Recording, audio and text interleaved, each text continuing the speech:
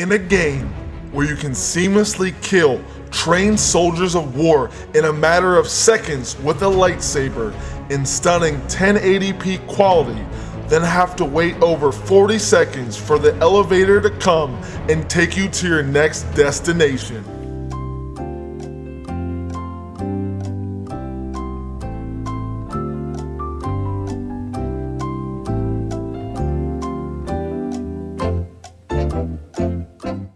Continuing on to kill the bad guys while not giving a damn about your ancient Jedi code in the process, since you are the Jedi code. You are the shining light of an extinct way of life, and a massive troll. So sit back, relax, and put on your space seatbelt, because we're about to travel the galaxy to save the ways of the Jedi. This is Star Wars Fallen Order.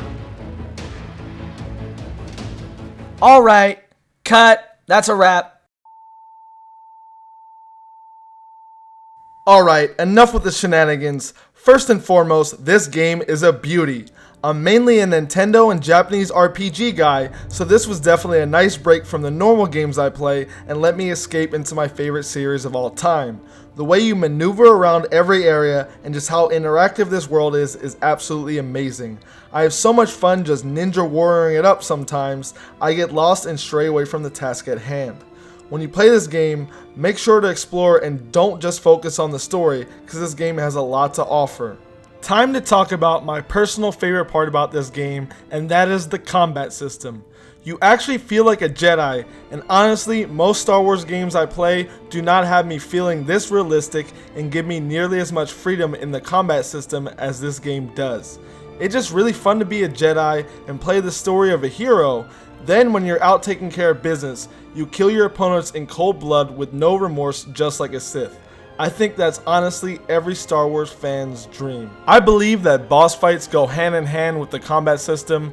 So in this game, the boss fights, I don't want to spoil them at all, but honestly, they are actually difficult. They're not like super hard, but it's no cakewalk, and I really appreciate that in a game because you don't want it to be too easy.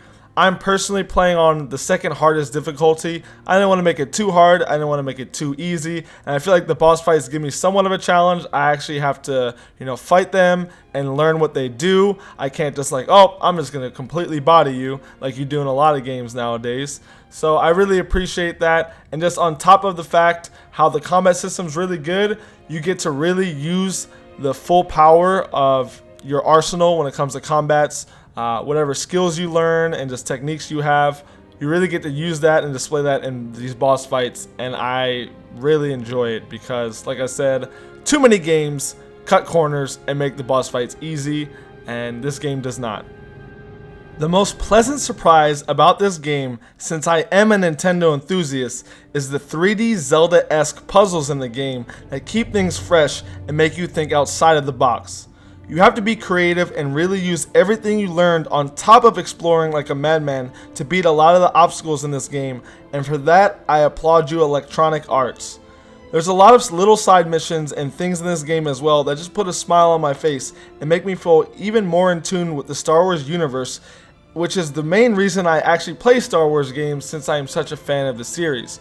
When you play a game like this, of your favorite series, you just really want to be in tune with the universe, and I really feel like they do a really good job with that in this game. So once again, EA, thank you so much for actually making a good Star Wars single player game. Last but not least, your sidekick and companion in this game, BD1, is actually the GOAT. BD is constantly getting upgraded to help you explore areas and make the impossible possible. BD1 is absolutely adorable as well and should be protected at all costs.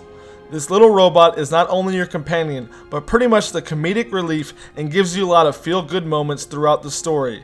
And of course, is a clutch master in dire situations, and I usually don't care for sidekicks in single-player games, but I actually want a BD1 in real life.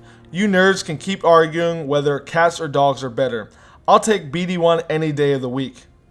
As a little bonus as well, because you guys are going to run into situations like this game, as beautiful as it is extremely buggy and will just put you in some hilarious situations sometimes. How buggy this game is pretty much the only gripe I really have with this game. It's funny sometimes, but honestly, how beautiful the game is and how in-depth they made this game, it should not be this buggy. So that's the one thing I'll get on you, EA, for this game. And yes, just to let you know, I did something and 20 minutes later, he was still there just doing his thing. So that's the end of the video. Thanks for tuning in. I appreciate the support, and please give this game a try. It's a very, very good game, as I said. And who knows, you might even get a cameo or two of characters you're very familiar with. Alright guys, as always, may the force be with you, and peace out. I'll see you next time.